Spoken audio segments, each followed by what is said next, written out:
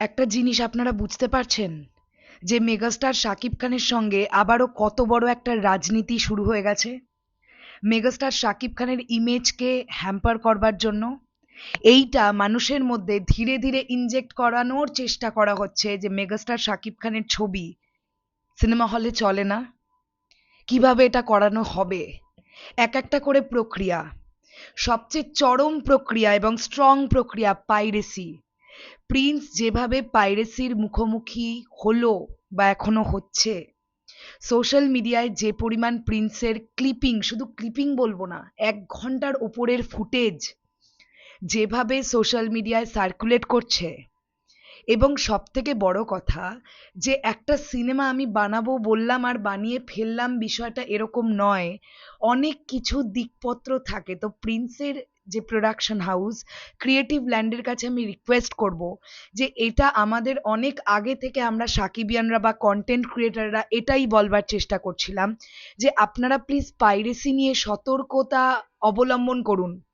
আপনারা সতর্ক হন, কেননা দেশের সবচেয়ে বড় মেগাস্টারকে নিয়ে আপনারা কাজ করেছেন এবং মেগাস্টারের ছবিকে হ্যাম্পার করবার জন্য অলরেডি একটা সিন্ডিকেট উঠে পড়ে লেগেছে, যাদের টার্গেট এটা যে মেগাস্টার শাকিব খানের ক্রেজ আর নেই এটা প্রমাণ করাবে তারা, এবং সেই জায়গায় অন্য কাউকে ইনপুট করাবার চেষ্টা।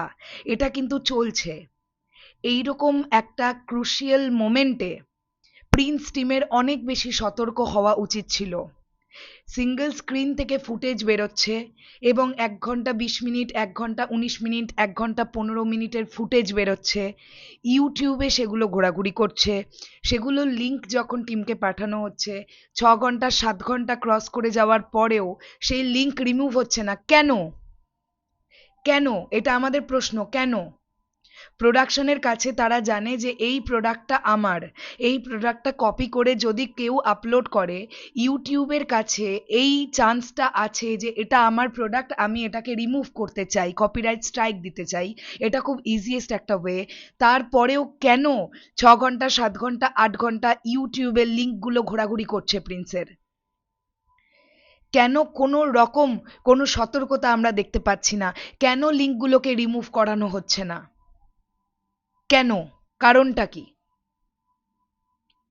আমি এটা বিশ্বাস করি না কোনো সাকিবিয়ান 1 ঘন্টা 20 মিনিটের ভিডিও তুলে সোশ্যাল মিডিয়ায় ছেড়ে দেবে।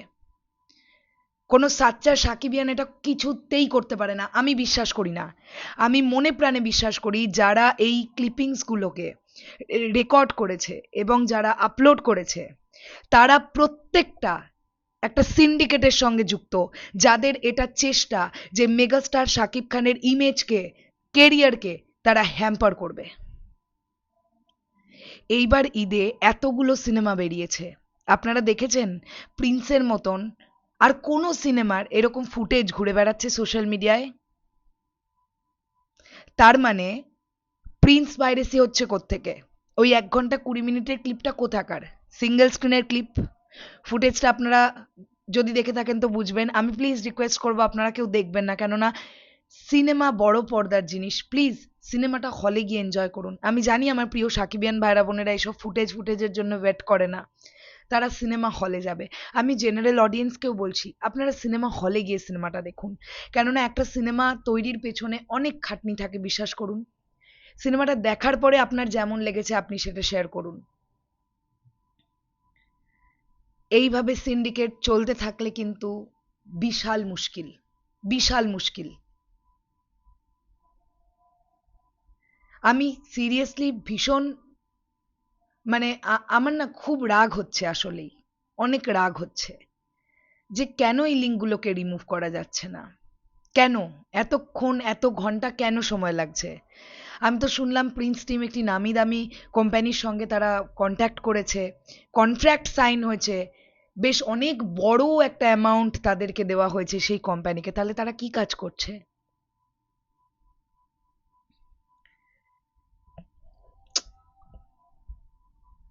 প্রতিবার সেম জিনিস ভালো লাগে না আর। তাও তো অন্যান্য বার দেখি যে ছোট ছোট ক্লিপিংস, হুক পয়েন্টগুলোকে তুলে তুলে ভাইরাল হয় টিকটক, ফেসবুক, ইনস্টাগ্রাম। এখন দেখছি সিনেমার অর্ধেক সিনেমা রেকর্ড করে ছেড়ে দিয়েছে। এগুলো মেনে নেওয়া যায় না, এগুলো মেনে নেওয়া যায় না। এটা খুব বাজে হচ্ছে। It's not right.